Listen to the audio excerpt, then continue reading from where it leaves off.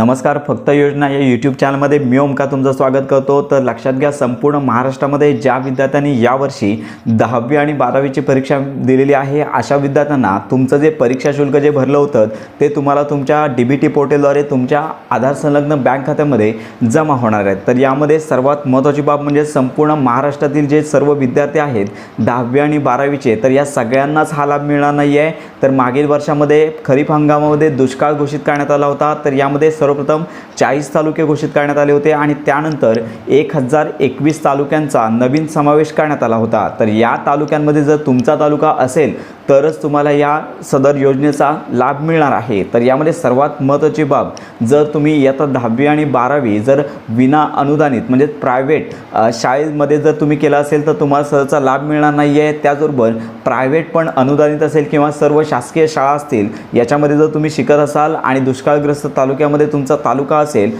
तरच तुम्हाला ही जी फी आहे तुम्हाला तुमच्या आधार संलग्न बँक खात्यामध्ये जमा होणार आहे। तर पोर्टल देखील प्रसिद्ध करण्यात आलं आहे, तर यादी देखील प्रसिद्ध करण्यात आली आहे। तर लक्षात घ्या, सदरच्या यादीमध्ये तुमचं नाव आहे की नाही हे देखील तुम्ही पाहू शकता। तर सर्वप्रथम डिस्क्रिप्शन बॉक्समध्ये लिंकवर क्लिक करायचं आहे। लिंकवर क्लिक केल्यानंतर तुम्हाला अशा प्रकारचं पेज तुमच्या समोर ओपन होईल। तर ओपन झालेल्या पेजमध्ये तुम्ही स्टुडंट लिस्ट पाहू शकता। तर स्टुडंट लिस्ट या टॅबवरती सर्वप्रथम तुम्हाला क्लिक करायचं आहे आणि लिंकवर क्लिक केल्यानंतर तुम्हाला इयर 2023-24 हा ऑप्शन निवडायचा आहे आणि पुढे इंडेक्स नंबर किंवा सीट नंबर तुम्ही टाईप करू शकता। तर सीट नंबर टाईप करून झाल्यानंतर तुम्हाला तुमचं नाव यामध्ये जर तुम्ही लाभार्थी असाल तर तुम्हाला तुमचं नाव पाहायला मिळेल, अन्यथा नाव पाहायला मिळणार नाही। अशा प्रकारे सदरच्या योजनेचा लाभ सदरच्या दुष्काळग्रस्त जे तालुके आहेत त्यांनाच मिळणार आहे। तर ही महत्त्वाची माहिती इतरांपर्यंत नक्की शेअर करा।